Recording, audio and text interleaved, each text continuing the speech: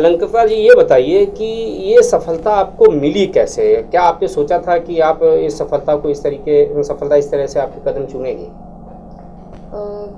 जी, सोचता तो हर कोई है और मैंने भी सोचा था और मेरा सपना था कि मैं आईएएस ही पाऊँ सारी सर्विसेज में से। लेकिन मैंने एक्सपेक्ट नहीं किया था कि इस बार फर्स्ट अटेम्प्ट में ही मेरी इतनी अच्छी रैंक आ जाएगी, तो वो थोड़ा सा अनएक्सपेक्टेड था। बट मुझे पता था कि अगर इस बार नहीं तो मैं अगली बार तो आईएएस में आ जाऊँगी।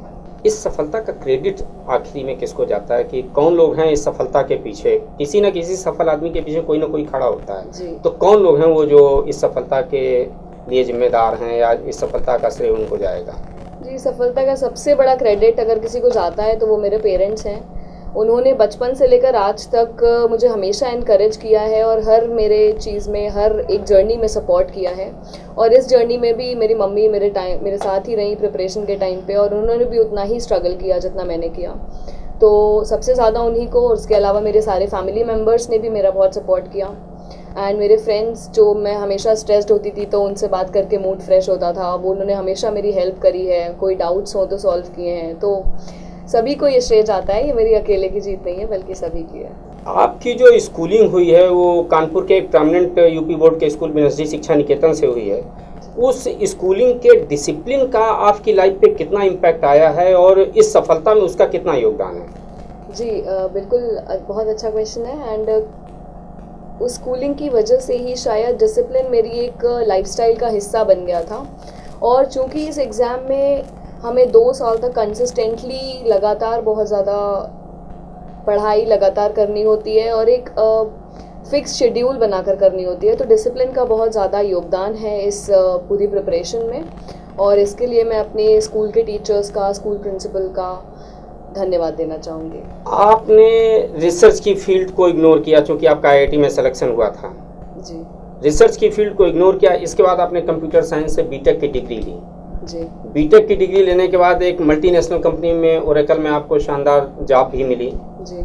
उस जॉब को छोड़ने के पहले आपने क्या बार सोचा, मंथन किया, क्या दिमाग में ख्याल आए उस समय कि क्या करना है, कैसे करना है? जी, मुझे जॉब छोड़ते वक्त बहुत ज़्यादा डर नहीं लगा, क्योंकि मुझे पता था कि ये जॉब अगर मैंने आज छोड़ भी दी तो दोबारा मिल जाएगी, अगर इन केस मुझे यहाँ सफलता नहीं मिल पाती है तो भी। बट एक बार मैं पूरी तरीके से अपनी जान लगा के प्रिपरेशन करना चाहती थी और इसीलिए मैंने ये डिसीजन लिया। एंड मैं नहीं चाहती थी कि मैं फ्यूचर में इस बात पे रिग्रेट करूं कि शायद मैंने अच्छे से ट्राई किया होता तो मैं सिविल सर्वेंट बन पाती। इस सफलता को हासिल करने में अलंकृता पांडे ने कितना टाइम स्पेंड किया है पर डे?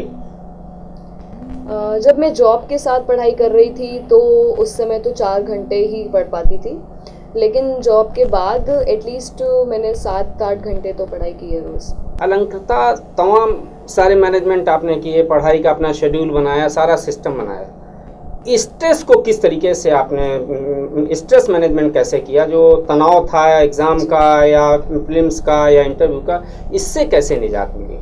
जी, ये बहुत इंपॉर्टेंट क्वेश्चन है, बिकॉज एग्ज़ाम का प्रोसेस इतना लंबा होता है कि 1 साल तो पूरा केवल एग्ज़ाम देने में ही लग जाता है। तो स्ट्रेस सभी के साथ होता है और उसके लिए मैं सुबह पहले जॉगिंग के लिए जाती थी। एंड उसके अलावा मैंने योगा भी किया है, मेडिटेशन करती थी, और इन सब चीज़ों से मुझे बहुत ज़्यादा रिलैक्सेशन फील होता था। उसके अलावा मैं जब भी स्ट्रेस्ड होती थी या जब भी मेरे मोमेंट्स ऑफ डाउट आते थे, जब भी मुझे लगता था कि कैसे हो पाएगा या शायद नहीं हो पाएगा, तो मैं अपने जो अच्छे फ्रेंड्स हैं उनसे फ़ोन पे बात करती थी या उनसे मिलती थी, और वो लोग हमेशा मुझे एनकरेज करते थे, सपोर्ट करते थे। तो इन सब चीज़ों को लेकर के मैंने मैनेज किया। खाली समय में क्या करना पसंद है आपको? खाली समय में मैं बहुत कुछ करती हूँ, जैसे अलग अलग चीज़ें, मूवीज़ देखती हूँ या सीरियल्स देखती हूँ कॉमेडी के। उसके अलावा बुक्स भी पढ़ती हूँ, नॉवेल्स वगैरह। एंड न्यूज़पेपर पढ़ना पसंद है मुझे, तो न्यूज़पेपर ज़रूर पढ़ती हूँ। कुकिंग में इंटरेस्ट है आपका? नहीं। कोई रेसिपी नहीं बनाती घर में? कभी कुछ नहीं बनाया? नहीं, बनाया है बट इतना इंटरेस्ट नहीं है। क्या अच्छा क्या बना लेती हैं, ये बताइए। छोले बना लेती हूँ अच्छे। अब आगे की आपकी क्या प्लानिंग है? मतलब इस जॉब में आने के बाद आपको क्या लगता है कि पब्लिक कनेक्ट से आप सीधे जुड़ना चाहती हैं, क्योंकि आपने अपना जो सब्जेक्ट लिया था, लोग पब्लिक एडमिनिस्ट्रेशन लिया था, लोक प्रशासन लिया था, तो उसका अब कितना यूटिलाइजेशन कर पाएंगी आप, कैसे इसको करेंगी? जी, पब्लिक एडमिनिस्ट्रेशन सब्जेक्ट लेने का एक बहुत बड़ा बेनिफिट ये रहता है कि हम एडमिनिस्ट्रेशन के जो ऑर्गन्स हैं, जो उसका शैली है, उससे काफ़ी वाकिफ़ रहते हैं और जो एक काम करने का तरीका होना चाहिए और जिस तरह से हमें डील करना है वेरियस डिपार्टमेंट से, जहाँ से कौन सी डिसीजन मेकिंग बॉडी कहाँ पर है, इसका अंदाज़ा होने से हमें काम करने में सुविधा तो रहती है। और जहाँ तक आपने पब्लिक इंटरेक्शन की बात बोली, मैं कहना चाहूँगी कि हाँ, मैं चाहूँगी कि मैं जहाँ भी पोस्टेड रहूँ वहाँ की जनता से जितना ज़्यादा एक कनेक्ट बन पाए और जो ट्रस्ट डेफिसिट है गवर्नमेंट ऑफिशियल्स और जनता के बीच में, उसे कम से कम कर पाऊँ। इसको कैसे करेंगे? क्योंकि जब आप उस पॉइंट पे जाएंगे तो कहीं ना कहीं आपके ऊपर जो है डेमोक्रेट्स का दबाव होगा, और जब डेमोक्रेटिक पॉलिटिशियन का जिसमें आपके ऊपर प्रेशर होगा, उस प्रेशर को कैसे हैंडल करेंगे? क्योंकि प्लानिंग को जनता तक इम्प्लीमेंट करने के लिए बहुत सी प्रॉब्लम्स आती हैं, उसमें कहीं ना कहीं पॉलिटिशियन का अपना एक इंटरेस्ट होता है, उसको कैसे हैंडल करेंगे? जी, पॉलिटिशियंस का इंटरेस्ट होना ज़रूरी भी है क्योंकि वो जनता के प्रतिनिधि हैं। तो अल्टीमेटली क्योंकि हम जनता के सेवक हैं, तो जनता के प्रतिनिधियों का ही टॉप स्थान होना चाहिए और डिसीजन तो उन्हीं को लेना है। हम तो केवल उन प्लान्स को इम्प्लीमेंट करने के लिए हैं। तो मैं ये कहना चाहूँगी कि हम उनको साथ लेकर के एवं जनता को साथ लेकर के जितना अच्छे से हो सकेगा सारे प्लान्स को इम्पार्शियली एंड जो बेनिफिशरीज इंटेंडेड हैं जिस प्लान के लिए, वहीं तक वो चीज़ें पहुँचे, इसका पूरा प्रयास करूँगी। अलंकृता जी, अपने जूनियर्स को क्या कहना चाहेंगे? इस परीक्षा में तो आगे आने के लिए मैं कहूँगी कि पेशेंस और हार्डवर्क ही सबसे बड़ी कीज़ हैं, बिकॉज धैर्य के बिना इतने लंबे प्रेशर को नहीं झेला जा सकता। उसके अलावा लाइफ में मैं कहूँगी कि रियल सक्सेस वही है जब आप ज़्यादा से ज़्यादा लोगों के चेहरों पर मुस्कुराहट ला पाएँ और एक अच्छा इंसान बन पाएँ। क्या पॉलिटिक्स में कोई रुचि है आपकी? जी। तो पॉलिटिक्स में किस तरीके की पॉलिटिक्स आपको पसंद है? जिस तरीके की आज मोदी पॉलिटिक्स कर रहे हैं, या मोदी से हट के कोई पॉलिटिक्स है आपके मन में कि हाँ इस तरीके की पॉलिटिक्स होनी चाहिए? जी, किसी टाइप की पॉलिटिक्स नहीं होती क्योंकि पॉलिटिक्स तो डेमोक्रेसी में और कुछ नहीं बल्कि जनता की सेवा है।